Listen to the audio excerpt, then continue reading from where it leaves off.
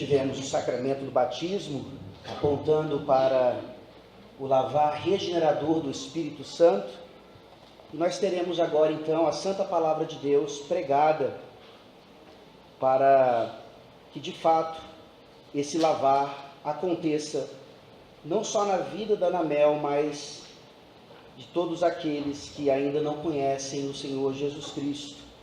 Os filhos da aliança, assim como qualquer outro, precisam do Evangelho para a sua salvação. Vamos abrir nossas Bíblias em Gênesis capítulo 23. Gênesis 23. E sim, aqui em Gênesis nós temos o Evangelho do nosso Senhor Jesus Cristo, manifestado a nós por meio dessa narrativa maravilhosa. Gênesis capítulo 23, o relato sobre a morte da princesa Sara, esposa do príncipe Abraão. Gênesis capítulo 23, essa é a palavra do nosso Deus. Tendo Sara vivido 127 anos, morreu em Kiriat Arba, que é Hebrom, na terra de Canaã. Veio Abraão lamentar Sara e chorar por ela. Levantou-se depois Abraão da presença de sua morta e falou aos filhos de Het: Sou estrangeiro e morador entre vós.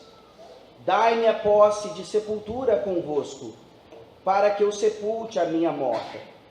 Responderam os filhos de Het a Abraão, dizendo: Ouve-nos, Senhor, tu és príncipe de Deus entre nós. Sepulta numa das nossas melhores sepulturas a tua morta. Nenhum de nós te vedará a sua sepultura, para sepultares a tua morta. Então se levantou Abraão e se inclinou diante do povo da terra, diante dos filhos de Het, e lhes falou, dizendo: Se é do vosso agrado que eu sepulte a minha morta, ouvi-me e intercedei por mim junto a Efrom, filho de Zoar, para que ele me dê a caverna de Macpela, que tem no extremo do seu campo, que me dê pelo devido preço, em posse de sepultura entre vós. Ora, Efrom, o heteu, sentando-se no meio dos filhos de Het, respondeu a Abraão, ouvindo os filhos de Het, a saber, todos os que entravam pela porta da sua cidade: De modo nenhum, meu senhor, ouve-me. Dou-te o campo, e também a caverna que nele está. Na presença dos filhos do meu povo te dou. Sepulta a tua morta. Então se inclinou Abraão diante do povo da terra, e falou a Efrom na presença do povo da terra, dizendo: Mas, se concordas, ouve-me, peço-te. Darei o preço do campo, toma-o de mim, e sepultarei ali a minha morta. Respondeu-lhe Efrom: Meu senhor, ouve-me. Um terreno que vale 400 ciclos de prata?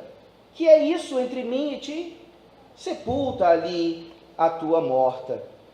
Tendo Abraão ouvido isso a Efrom, pesou-lhe a prata, de que este lhe falara diante dos filhos de Het, 400 ciclos de prata, moeda corrente entre os mercadores.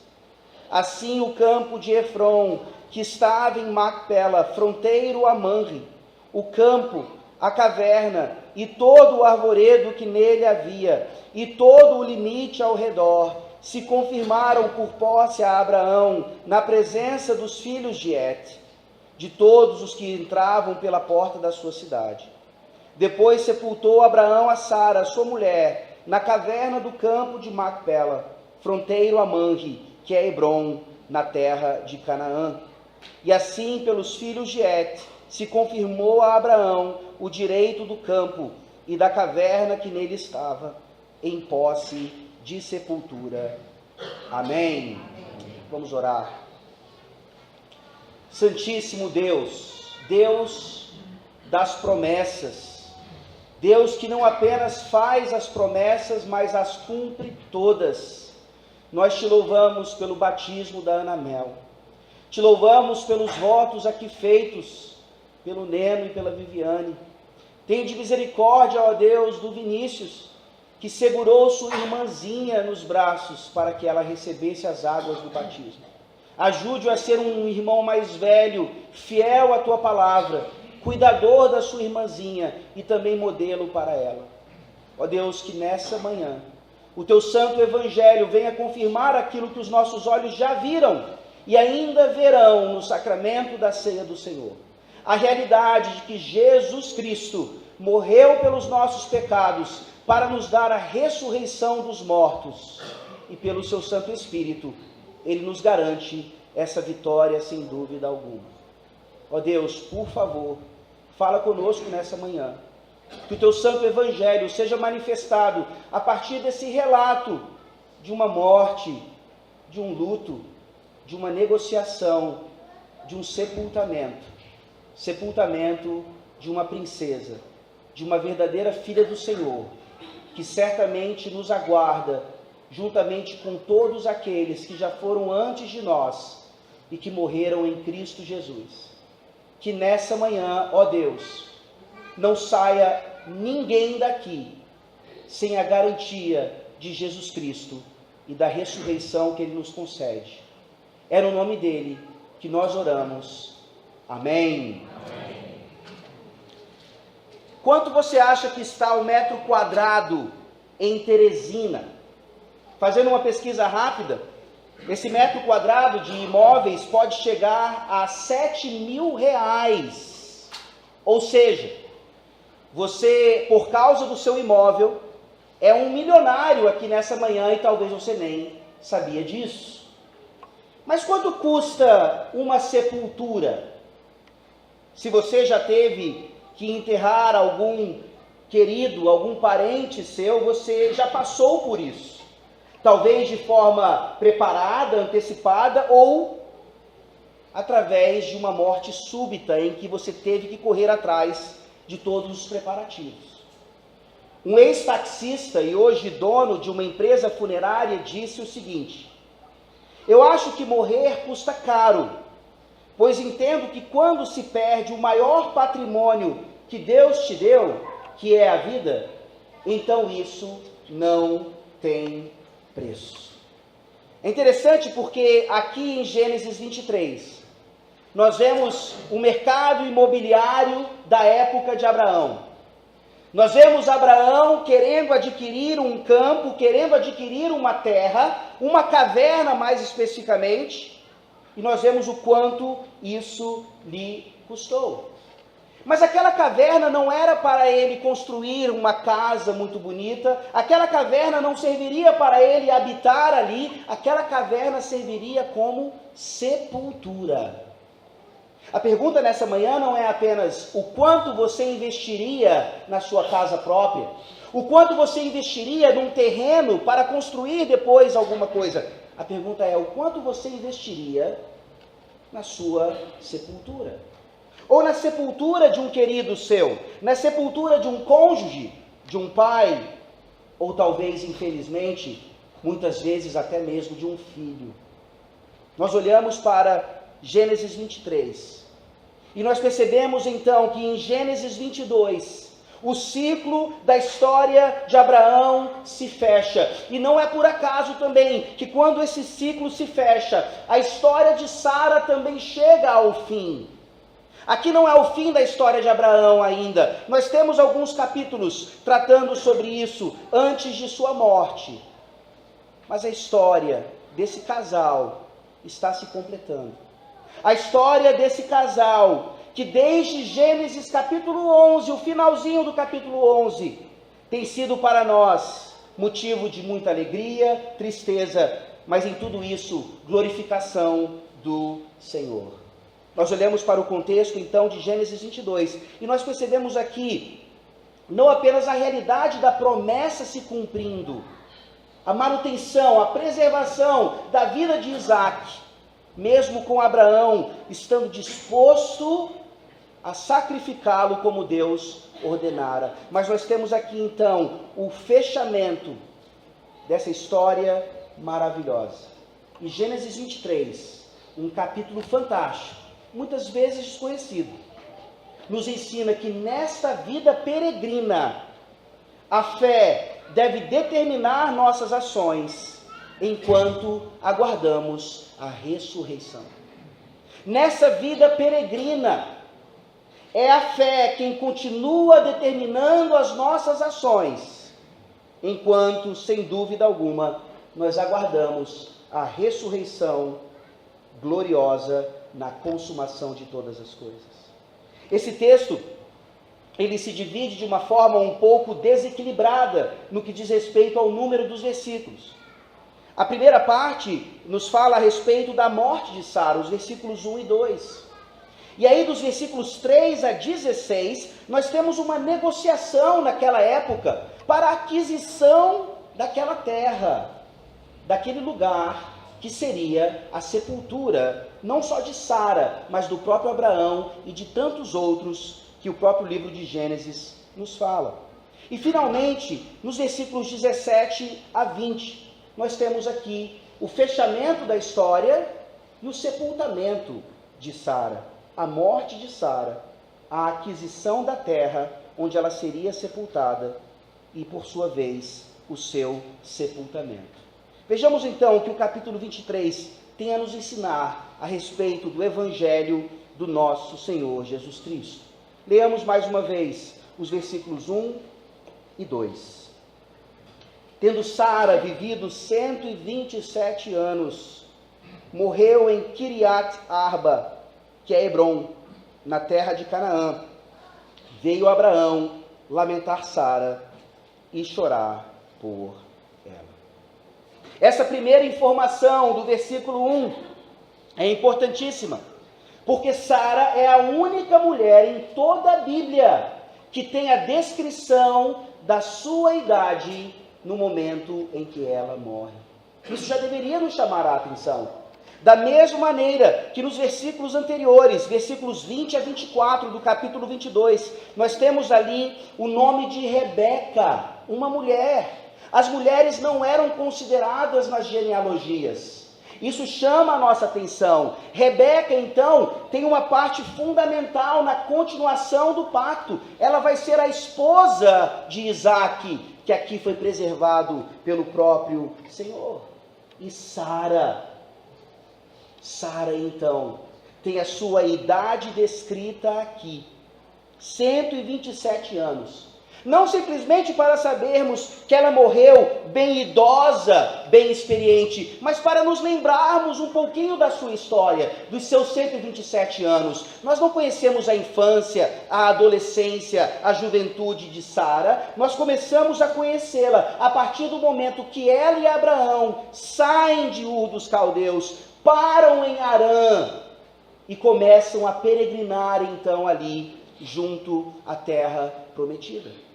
Se nós tivéssemos a lápide de Sara, ela não seria suficiente para conter as histórias, as aventuras pelas quais essa mulher passou.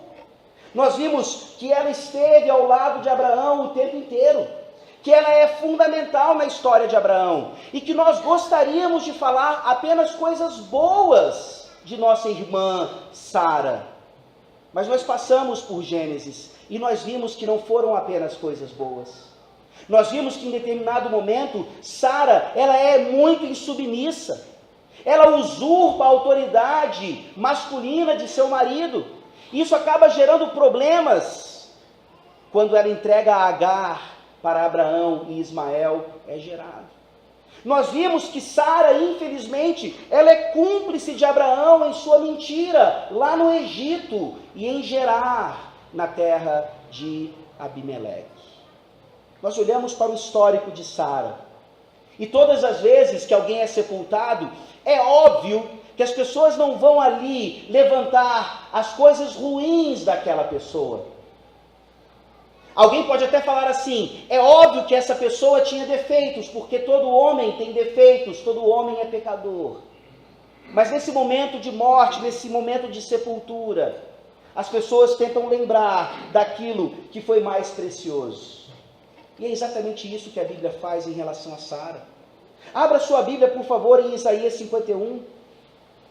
A Bíblia faz isso tanto no Antigo Testamento quanto no Novo Testamento.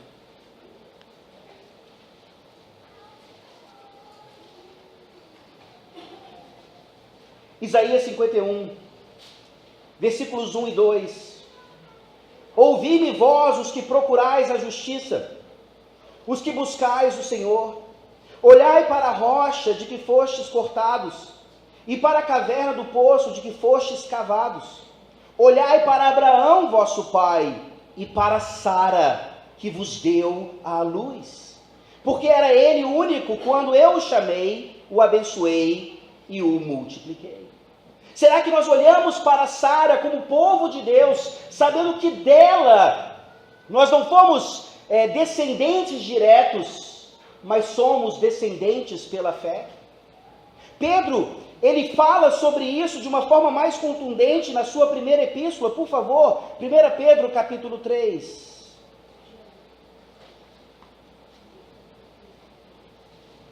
1 Pedro capítulo 3, versículos 5 e 6. Pois foi assim também que a si mesmas se ataviaram outrora as santas mulheres que esperavam em Deus, estando submissas a seu próprio marido, como fazia Sara, que obedeceu a Abraão, chamando-lhe Senhor, da qual vós vos tornastes filhas, praticando o bem e não temendo perturbação alguma. Sem dúvida, aqui Pedro está aplicando a vida de Sara às mulheres especificamente.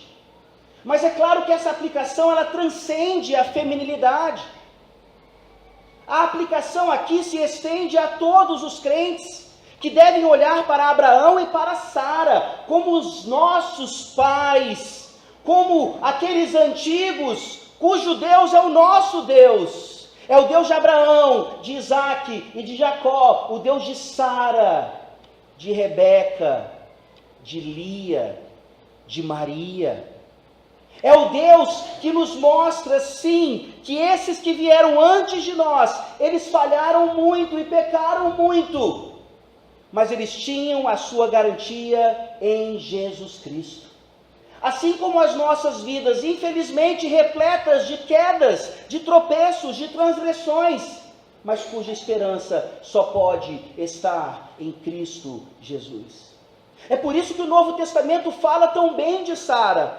Eu li aqui 1 Pedro, eu li também Isaías, mas você tem a galeria dos heróis da fé, que nós já leremos mais uma vez. E ali nós temos Sara, no meio de tantos homens, de tantos heróis, uma heroína da fé. Eu pergunto a vocês aqui nessa manhã, homens e mulheres, crianças, idosos, todos, como é que vocês olham para Sara? Como é que vocês olham para essas pessoas que vieram antes de nós?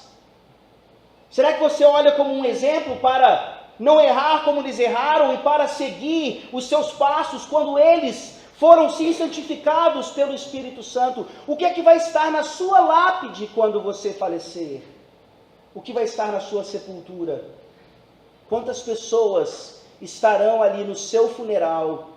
E quantas pessoas teriam muitas coisas ruins para dizer a respeito de você, mas que vão ali se calar por mera educação? Meus irmãos, nós olhamos para essa situação toda e nós percebemos que Sara, sim, serve como um exemplo para mostrar que nós não somos salvos por nossas boas ações. Nós somos salvos por causa da justiça de Cristo entregue a nós de forma graciosa. E a morte de Sara, assim como a morte de qualquer outro ente querido, machuca demais. É por isso que no versículo 2, lá de Gênesis 23, nós lemos: ela morreu em Kiriat Arba, que é Hebron, na terra de Canaã. Veio Abraão lamentar Sara e chorar por ela. Meus queridos irmãos, se passa pela sua cabeça de que um momento de ofício fúnebre ou funeral no meio da igreja é um momento sem lágrimas, é um momento sem tristeza, então por favor tire isso imediatamente do seu pensamento, da sua cosmovisão. De modo algum nós podemos pensar dessa maneira.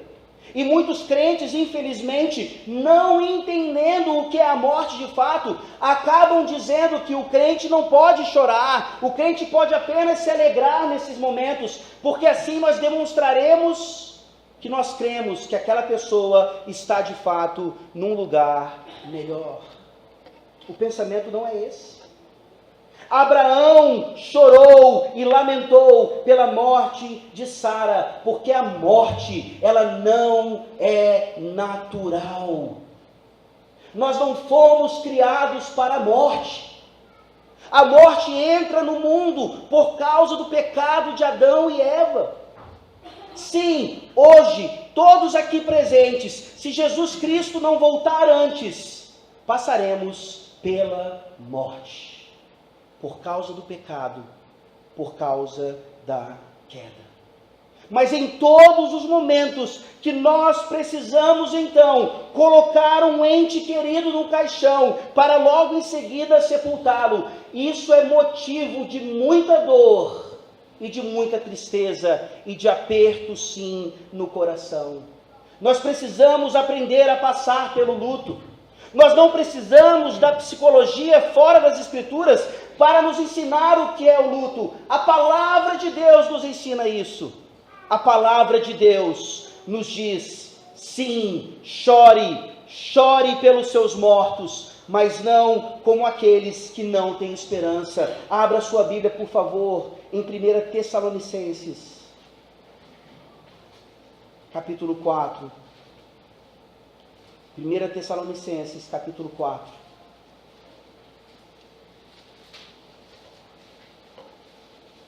Versículo 13. 1 Tessalonicenses 4, versículo 13, diz assim: Não queremos, porém, irmãos, que sejais ignorantes com respeito aos que dormem, para não vos entristecerdes como os demais, que não têm esperança. Você já deve ter participado de um funeral, onde não havia qualquer religião, ou onde havia religiões falsas.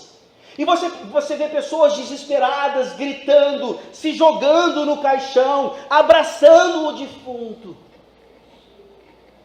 Não é assim a tristeza do crente. Não é assim o lamento do crente.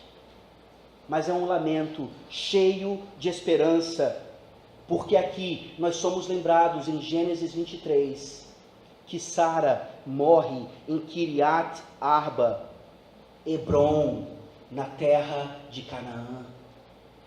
O que esse detalhe nos ensina, meus irmãos? O que era a terra de Canaã? Onde estava Hebron? Já era a terra prometida. Nós estamos trabalhando desde Gênesis 12 com uma terra que Abraão não conhecia. Ele sai da sua terra, da sua parentela, para um lugar que ele desconhecia. Mas ele começa a conhecer. Ele está peregrinando, ele está vendo. Desde os carvalhos de Manre até o sul do Negueve, ele vai vendo o que pertence a ele por promessa, o que pertence aos seus descendentes, o que pertenceria a Isaac, depois a Jacó e a todos os filhos de Israel. Sara morreu na terra da promessa. Sara morreu na terra que era prometida ali para Abraão, mas que ainda não pertencia a eles. É por isso que nós precisamos entender, dos versículos 3 a 16, essa negociação fantástica que acontece aqui. É uma negociação, é uma barganha, é um comércio, mas não simplesmente como nós podemos fazer hoje, indo a uma casa funerária e tentando ali conseguir um melhor preço para que então os nossos queridos sejam sepultados de uma forma honrosa. Não, é mais do que isso. Mas essa negociação, ela nos ensina então, fundamentalmente, qual é o valor, não apenas da sepultura, mas da terra onde aquela sepultura estaria. Leamos mais uma vez os versículos 3 a 16.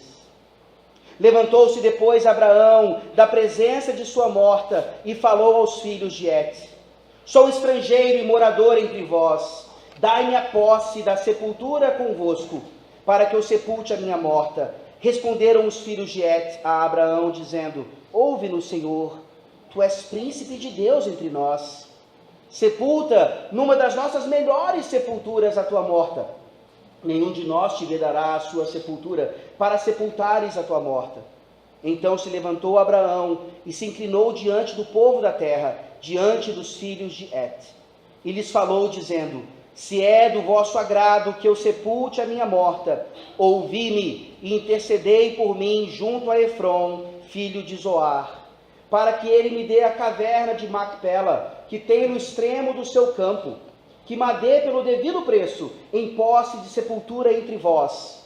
Ora, Efrom, o heteu, sentando-se no meio dos filhos de Et, respondeu a Abraão, ouvindo os filhos de Et, a saber, todos os que entravam pela porta da sua cidade: de modo nenhum, meu senhor, ouve-me, dou-te o campo e também a caverna que nele está. Na presença dos filhos do meu povo te dou, sepulta a tua morta. Então se inclinou Abraão diante do povo da terra e falou a Efrom, na presença do povo da terra, dizendo: mas, se concordas, ouve-me, peço-te. Darei o preço do campo, toma-o de mim, e sepultarei ali a minha morta. Respondeu-lhe Efrom: meu senhor, ouve-me, um terreno que vale 400 ciclos de prata, que é isso entre mim e ti? Sepulta ali a tua morta. Tendo Abraão ouvido isso a Efrom, pesou-lhe a prata, de que este lhe falara diante dos filhos de Et: 400 ciclos de prata, moeda corrente entre os mercadores. Nós olhamos para essa negociação e nós achamos algumas coisas estranhas. Sim, sem dúvida alguma, tem aspectos culturais aqui. A barganha que era feita, o comércio que era feito, era nesse sentido. Uma pessoa falava uma coisa, a outra respondia e assim por diante. E o importante, então, nessa cultura toda, é nos lembrarmos de uma informação muito interessante. Os filhos de Et aqui, e depois Efrom é chamado de heteu, eles também são conhecidos como os hititas. E se você já teve alguma pesquisa feita a respeito desse povo, você vai ver que os hititas, durante muito tempo, na história, na academia, eles serviram como um motivo de colocar a ridículo a própria palavra de Deus. Só a Bíblia é a palavra desse povo. Você buscava outros relatos históricos, outros relatos arqueológicos, e nada, você não encontrava esse povo em nenhum lugar. O que os acadêmicos fazem? O que os arqueólogos fazem? Então, eles colocam a Bíblia em descrédito. Vejam aqui, essa palavra, esse livro é um livro de ficção. É um livro que inventa povos para justificar as suas histórias, para justificar as suas narrativas. E aí nós vemos o grande Deus, o Deus dono da história, que domina todas as coisas, no final do século XIX, início do século XX, levando arqueólogos a descobrirem um sítio arqueológico enorme, onde fica claramente e cientificamente comprovado a origem e a existência dos hititas. É por isso que nós cremos que eles existiram? Não. Nós cremos que eles existiram porque a palavra de Deus nos ensina que eles existiram. Essas provas arqueológicas vêm para calar a boca daqueles que se levantam contra Deus e contra a sua palavra. Nesse instante, então, nós olhamos para esse povo que verdadeiramente negociou a compra de um campo onde havia uma caverna que seria a sepultura de Sara e de Abraão e de seus descendentes. Agora é muito estranho, porque no versículo 4, Abraão começa dizendo algo que não parece se encaixar com a negociação. Ele diz: sou estrangeiro e morador entre vós. Ele reconhece que ele não era heteu, ele não era parte dos hititas, ele não era cananeu. Pelo contrário, nós vemos lá atrás, Abraão era semita. Ele era da linhagem para a qual a bênção foi determinada. Abraão não tinha nada a ver com aquele povo, muito pelo contrário, Abraão era o dono daquela terra, mas ainda não era o dono daquela terra. A sua possessão, a sua posse ainda estava baseada em promessa, mas aqui, essa negociação começa a nos mostrar o quanto a promessa vai se tornando realidade. Por favor, abra a sua Bíblia, em Hebreus capítulo 11. Hebreus capítulo 11, Abraão já havia dito lá que ele era forasteiro, que ele era estrangeiro, que ele não fazia parte daquele povo. E o autor aos Hebreus nos ensina isso de forma ainda mais categórica. Hebreus 11, versículos 8 a 16. Pela fé, Abraão, quando chamado, obedeceu, a fim de ir para um lugar que devia receber por herança, e partiu sem saber aonde ia. Pela fé, peregrinou na terra da promessa, como em terra alheia, habitando em tendas com Isaque e Jacó, herdeiros com ele da mesma promessa. Porque aguardava a cidade que tem fundamentos, da qual Deus é o arquiteto e edificador. Pela fé também a própria Sara recebeu poder para ser mãe, não obstante o avançado de sua idade, pois teve por fiel aquele que lhe havia feito a promessa. Por isso também de um, aliás, já amortecido, saiu uma posteridade tão numerosa como as estrelas do céu e inumerável como a areia que está na praia do mar. Todos estes morreram na fé, sem ter obtido as promessas, vendo-as, porém, de longe, e saudando-as, e confessando que eram estrangeiros e peregrinos sobre a terra. Porque os que falam deste modo manifestam estar procurando uma pátria. E se na verdade se lembrassem daquela de onde saíram, teriam oportunidade de voltar, mas agora aspiram a uma pátria superior, isto é, celestial. Por isso Deus não se envergonha deles, de ser chamado o seu Deus, porquanto lhes preparou uma cidade. Crentes do Novo Testamento, se Abraão tinha essa noção, se a sua descendência no Velho Testamento já tinha essa noção, quanto mais nós devemos tê-la. O que significa a sua vida aqui? O que significam os imóveis que você já adquiriu, talvez por um preço tão baixo lá atrás, e que hoje, por causa do boom imobiliário, valem milhões de reais? O que significa tudo isso diante, meus irmãos, da realidade de que essa não é a nossa pátria? De que nós devemos esperar algo superior, assim como Abraão esperava? Será que essa é a nossa realidade?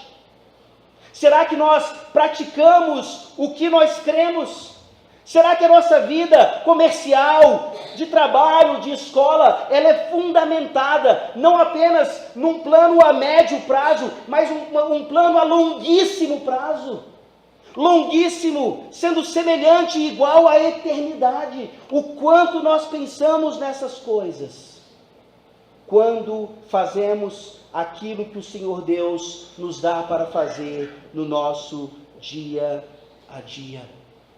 Quando nós voltamos para Gênesis 23, nós percebemos que essa negociação de Abraão, ela não está aqui apenas porque ele queria enterrar Sara, porque aquilo era uma prática da época. Ele quer agora se livrar do luto, ele quer passar aquela página e continuar vivendo. Não, meus irmãos, a sepultura de Sara aqui, a sua morte, são apenas pretextos que Deus está utilizando para cumprir a sua promessa na vida de Abraão. A negociação é clara. Os heteus temiam a Abraão.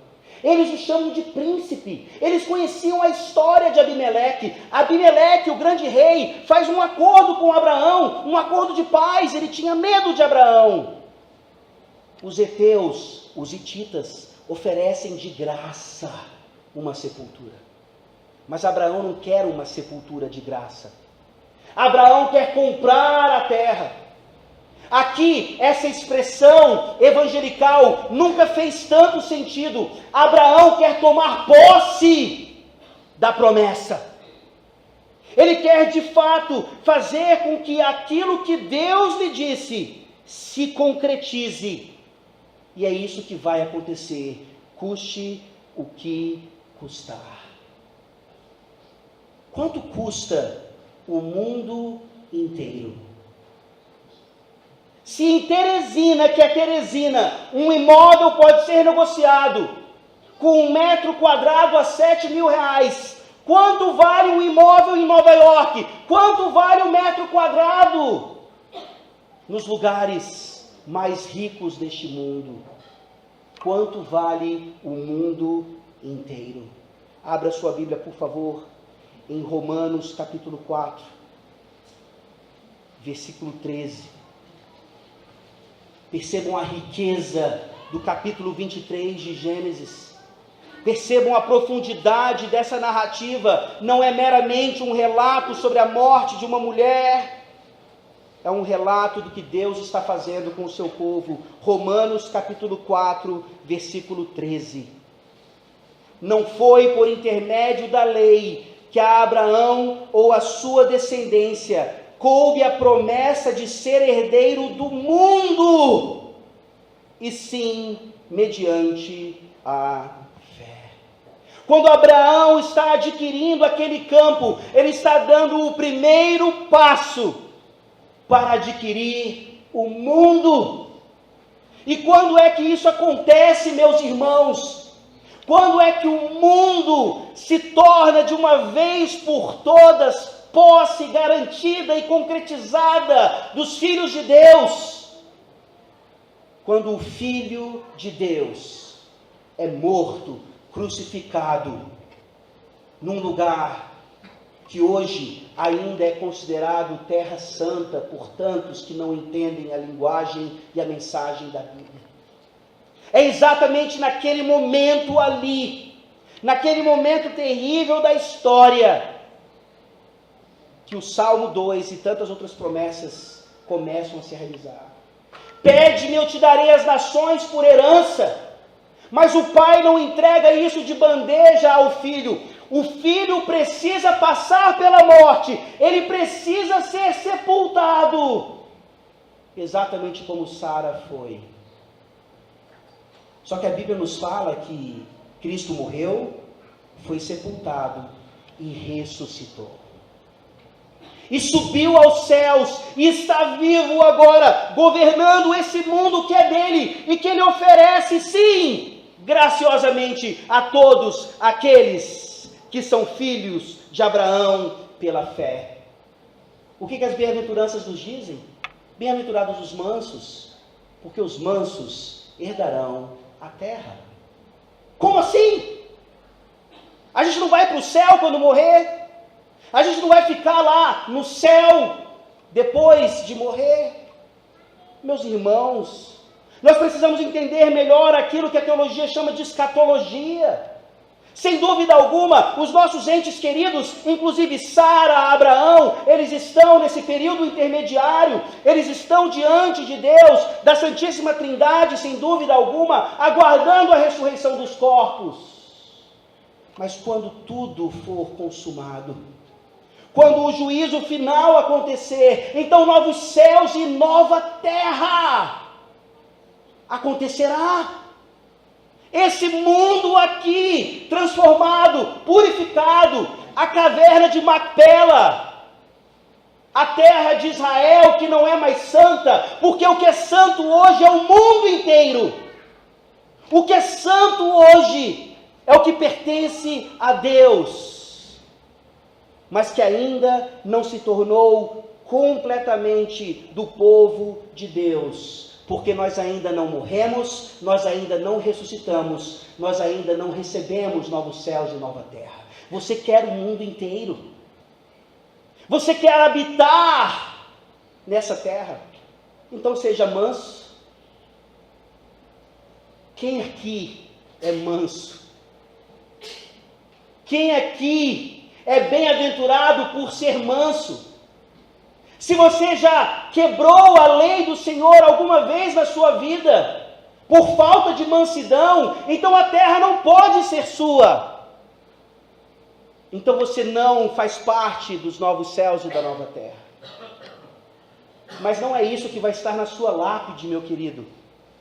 Se você está em Cristo Jesus hoje, e mesmo assim, por pecado, por falha, você deixa de ser manso em alguns momentos, a terra é sua, não por sua causa, mas por causa de Cristo.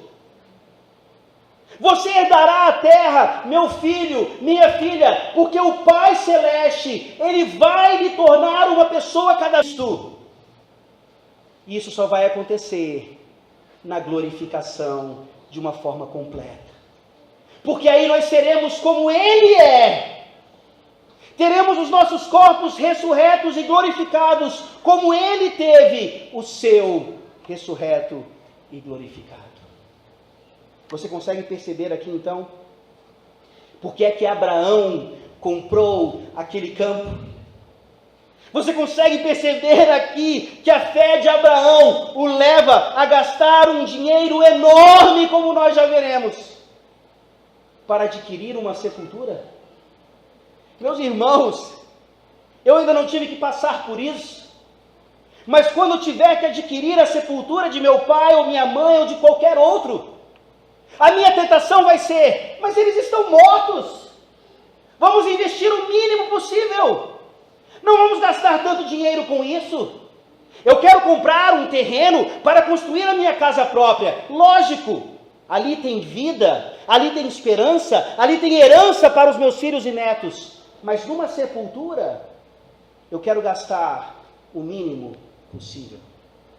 Meus irmãos, esse texto não está nos ensinando que as nossas sepulturas, os nossos caixões, devem ser coisas para esbanjar. Não.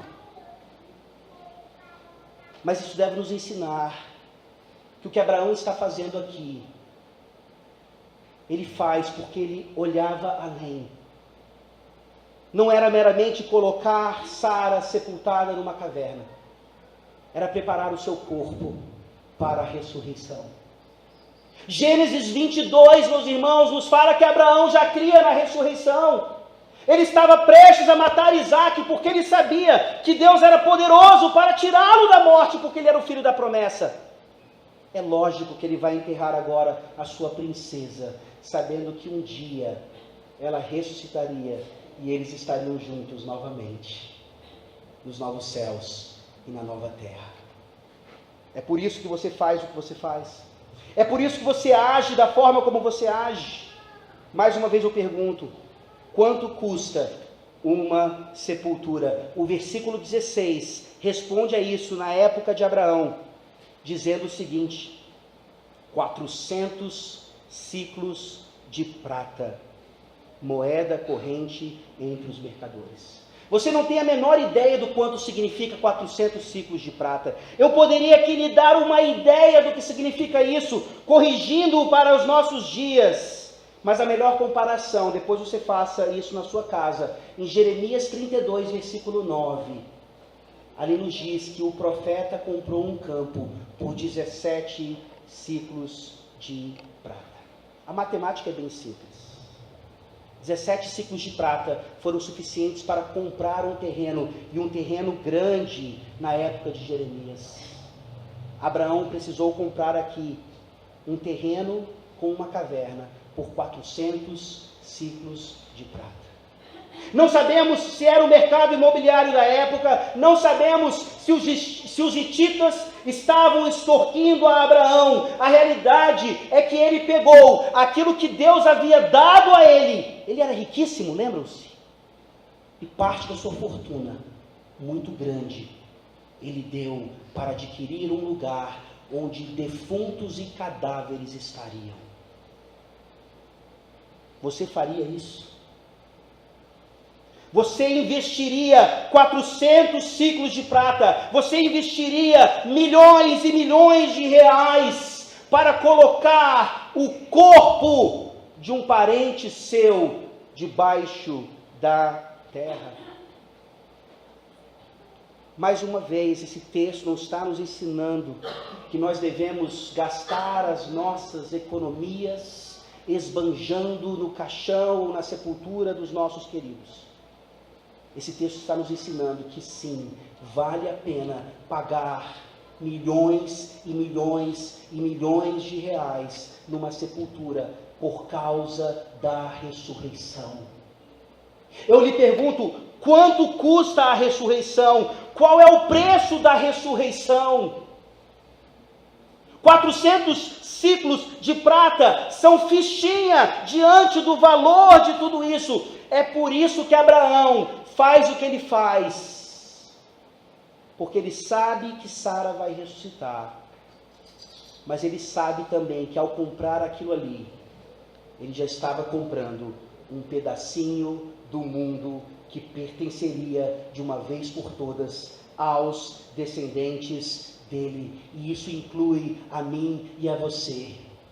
O mundo pertence à igreja. Eu preciso lhe dizer isso com todo o cuidado, mas eu preciso. Se você está aqui nessa manhã e você não pertence à igreja do Senhor Jesus Cristo, o mundo não lhe pertence. Você é um usurpador. Você está utilizando algo, sim, que Deus dá, mas do qual Ele vai cobrar. E naquele dia não tem mansidão suficiente que nos dê paz para com Deus. Se eu não descansar hoje na mansidão de Jesus Cristo, eu não perco apenas o mundo, eu perco a minha vida eterna. Eu não perco apenas a terra, nova terra restaurada. Eu perco a presença de Deus, porque eu estarei na escuridão do inferno para todo o sempre. Esse é o Evangelho do Senhor Jesus Cristo, por meio de Gênesis 23. E nós chegamos agora ao final, versículos 17 a 20. E esse fechamento nos mostra claramente isso. Veja quantas vezes é repetido aqui que Abraão teve posse da terra, teve posse da terra, teve posse da terra.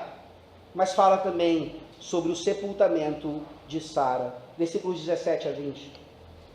Assim o campo de Efron, que estava em Macpela, fronteiro a Manre, o campo, a caverna e todo o arvoredo que nele havia, e todo o limite ao redor, se confirmaram por posse a Abraão, na presença dos filhos de Et, de todos os que entravam pela porta da sua cidade. Depois sepultou Abraão a Sara, sua mulher, na caverna do campo de Macpela, fronteiro a Manre, que é Hebron, na terra de Canaã. E assim, pelos filhos de Et, se confirmou a Abraão o direito do campo e da caverna que nele estava, em posse de sepultura. O contrato foi feito. A escritura foi lavrada. Aquele campo agora era parte da terra prometida que pertencia a Abraão. Logo, logo a terra toda vai pertencer. E enquanto isso não acontece, nós sepultamos os nossos mortos. Nós já trabalhamos isso aqui, não temos muito tempo para fazer aplicações mais específicas. Mas por favor, se você não aprendeu a lição naquele dia, se arrependa e comece a aprender. Cristãos sepultam os seus mortos. Nós não cremamos os nossos mortos. Meus irmãos, naquela época, assim como hoje, a cremação é uma coisa normal da cultura. É mais barato cremar. Tem várias razões pelas quais nós deveríamos cremar os corpos e não mais sepultá-los, inclusive razões ecológicas ou supostamente ecológicas. Mas a palavra de Deus é tão clara. A palavra de Deus nos ensina que na mente de um crente nunca deveria passar a ideia de cremação.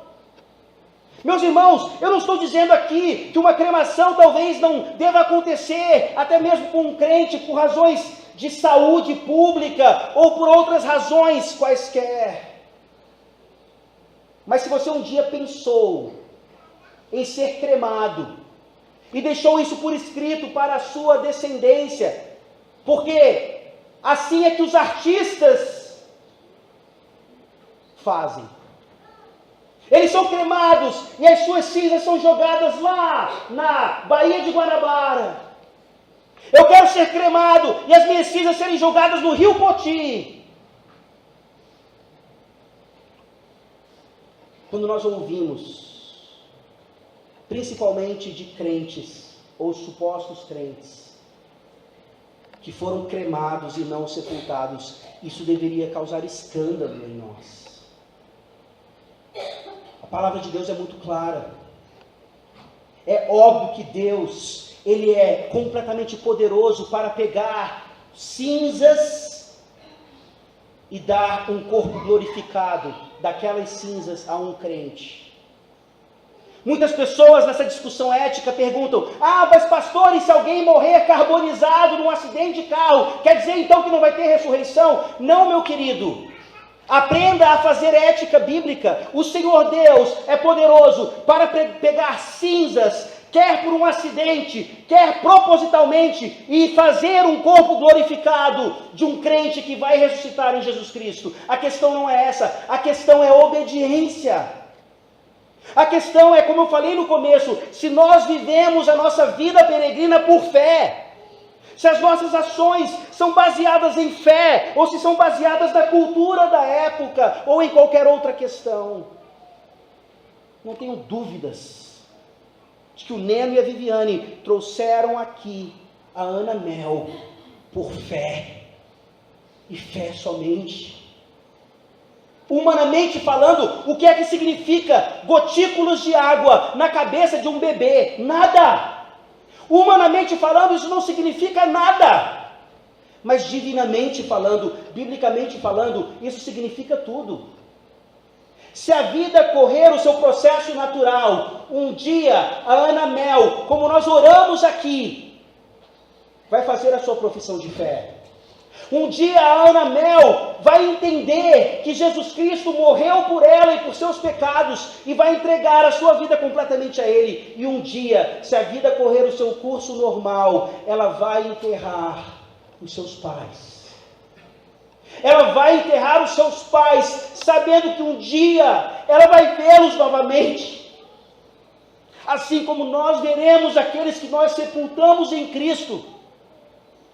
Assim como nós veremos aqueles que nós não conhecemos, mas que certamente estão nos aguardando lá, esperando também a ressurreição dos corpos. É por isso que nessa vida peregrina, nós fazemos o que fazemos pela fé, custe o que custar.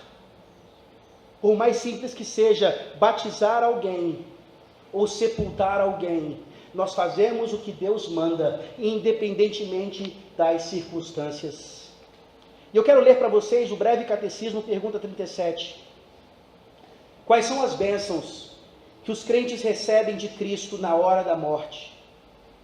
A alma dos fiéis, na hora da morte, é aperfeiçoada em santidade e imediatamente entra na glória. E o corpo que continua unido a Cristo descansa na sepultura até a ressurreição. Nós não cremamos os nossos mortos. Nós sepultamos os nossos mortos, sabendo que da mesma maneira o nosso Senhor Jesus Cristo foi sepultado, mas ao terceiro dia saiu dali, e essa é a nossa esperança. Quanto custa o mundo? O mundo custa muito caro. Você já deve ter cantado uma música que diz: eu sei que foi pago um alto preço. E sem dúvida alguma foi. 400 ciclos de pratas não se comparam ao preço que Jesus pagou na cruz do Calvário. Para que nós possamos ter a realidade que nós lemos agora para terminar esse sermão.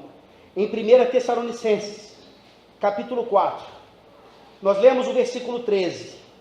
Eu quero continuar lendo aqui os versículos 14 a 18, para que esse seja o nosso consolo, para que essa seja a nossa realidade, e para que nós sejamos mais santos nessa vida peregrina. 1 Tessalonicenses 4, de 14 a 18, diz assim a palavra do nosso Deus: Pois se cremos que Jesus morreu e ressuscitou, assim também Deus, mediante Jesus, trará em sua companhia os que dormem.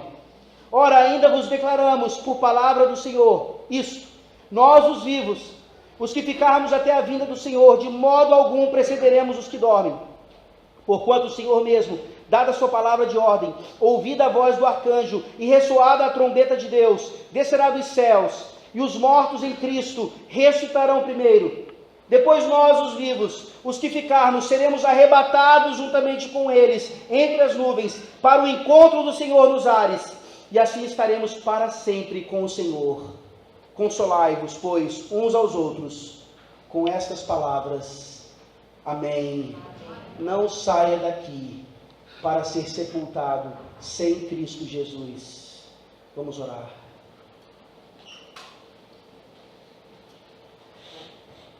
Deus glorioso, Deus da vida, Deus dos vivos e não dos mortos. Obrigado pela morte de Sara. A morte dos seus santos é gloriosa na tua presença, é bendita. Ó Deus, nos ajuda a viver e a aprender a morrer. Nos ajuda, ó Deus, o que vale uma sepultura, porque isso aponta para o valor da ressurreição. Tende misericórdia das nossas vidas, ó Deus, quando nós cremos em algo, mas não praticamos. Que o Teu Santo Espírito nos ajude a viver como Abraão viveu, como Sara viveu. Nos ajuda a olhar para eles, aprender com seus erros e repetir os seus acertos pelo poder do Teu Santo Espírito. E nessa manhã, ó Deus, te rogamos, sim, salva a Ana Mel, salva todos aqueles que ainda não te conhecem.